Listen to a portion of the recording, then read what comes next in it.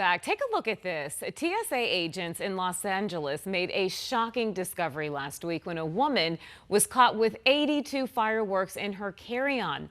The woman was flagged when security saw suspicious items on the X-ray machine. I bet there. Take a look at that.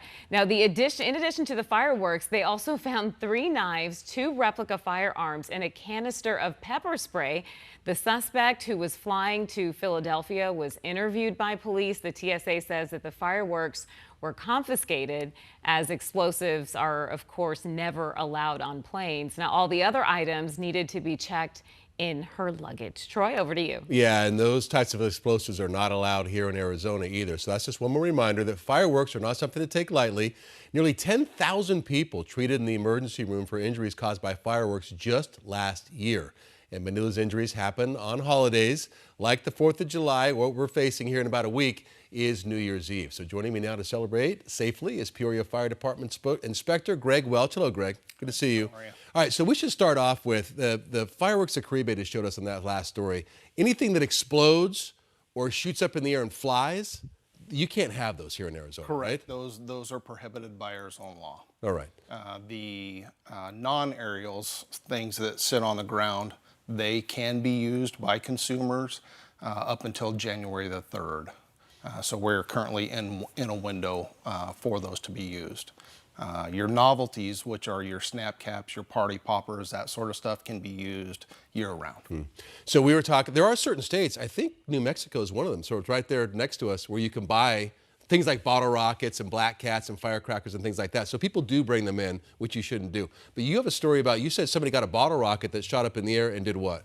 It ended up catching, we believe it caught a palm tree on fire, which resulted in some homes around it being affected. Oh, wow. And that was just in July, this 4th of July. Correct. Yes, sir. Okay, so we can walk into the grocery store or a hardware store and you see big displays of these fireworks, right? Now, those are the ones that are legal for you to use. So let's say you do want to have those on New Year's Eve. How do you go about safely lighting them off and getting rid of them?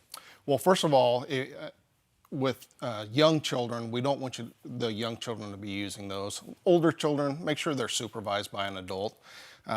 Never put any part of your body over the firework. Because they'll shoot sparks and heat, that'll burn you, right? Correct. Yeah. And make sure that you don't have any combustibles around the area that's going to catch on fire and create a bigger issue if it happens to catch on fire.